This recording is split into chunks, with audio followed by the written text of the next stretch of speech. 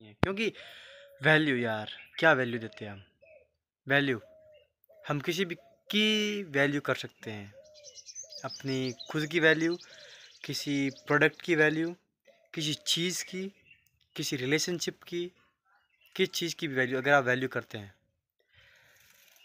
मैं एक आपको एग्जांपल देता हूँ, 2 एग्जांपल देता हूँ, देखिए आपको समझ में आएगा अच्छे से, क्योंकि विदाउट एग्जांपल चलने में मज़ा नहीं आता, राइट? तो एग्जांपल लेके चलते हैं, राइट? सो पहला एग्जांपल मेरा ही है। उसमें क्या होता है कि मैं ना अपनी एक प्रेजेंटेशन तैयार कर रहा था ट्रेनिंग के लिए, तो मेरे लैपटॉप में कर रहा था। तो उसकी प्रेजेंटेशन ख़त्म करने जो पीपीटी तैयार कर रहा था, वो लगभग 90% काम हो चुका था मेरा, 10% बचा हुआ था। तो मैंने सोचा कि यार आज है ना, आज संडे है, आज रहने देते हैं, आज थोड़ा काम दूसरा वाला कर लेते हैं, उसके बाद में इसको देखेंगे। तो हुआ यूँ हूँ कि भाई साहब, मैंने प्रोक्रास्टिनेशन किया और उसी दिन मेरा लैपटॉप जो है मेरे हाथ से गिर गया और बिगड़ गया। अब उस लैपटॉप को ठीक करवाने में मुझे 10 डेज़ लगे, 10 दिन। बाद में मैं बैठ कर ये सोच रहा हूँ कि यार, काश मैंने उसी दिन वो जो 10% काम बचा हुआ था उसी दिन कर लिया होता, तो शायद मैं अभी इन 10 दिनों में कुछ और कर लेता। क्योंकि अभी 10 दिन में वही टेंशन कर रहा था यार, कब वो ठीक रहेगा, कब वो ठीक होगा और कब मैं ठीक से उसको पूरा करके उसको अपनी पीपीटी में डालकर आगे सेंड कर पाऊँगा। दोस्त, वैल्यू नहीं की मैंने उस समय, तो मुझे पता चला कि हर चीज़ की वैल्यू है, सही समय पर करना ही ज़रूरी है। अगर हम नहीं करते हैं, that that is big fall of your life, it can be. क्योंकि हमें लगता है। एंड सेकंड एग्जांपल इज़, एक कहानी के माध्यम से समझाता हूँ, राइट? तो आपको शायद समझने में आसानी रहे। तो कहानी कुछ यूँ तरह इस तरह है कि अ, एक एक एक व्यापारी रहता है, एक व्यापारी जो कि उसके बहुत बड़े बड़े बिजनेसेस होते हैं, पर वो है ना टालम टोल करता है। वो उसकी आदत सी है कि हैबिट बन जाती है कि हर चीज़ हर समय पर प्रोक्रास्टिनेशन करना। ठीक है, हाँ वो परंतु बड़ा बिजनेसमैन है, because they have good employees and good mindset and rich mindset. But अगर मैं बात कर रहा हूँ माइंडसेट की और रिच माइंडसेट की, तो इसका मतलब ये नहीं है कि ओनली प्रोक्रास्टिनेशन नहीं करने से या करने से है। वो टॉपिक अलग है, मैं आपको बाद में बता दूंगा, ठीक है? पर अभी के लिए कहानी सुनो, समझो और समझने की कोशिश करो। जैसे कि मैंने पहले बताया था कि यार, कहानी से यहाँ से क्या लेके जाते हैं आप, मेरे से जो मैं बोलता हूँ आप यहाँ से क्या लेके जाते हो, आपके ऊपर निर्भर है।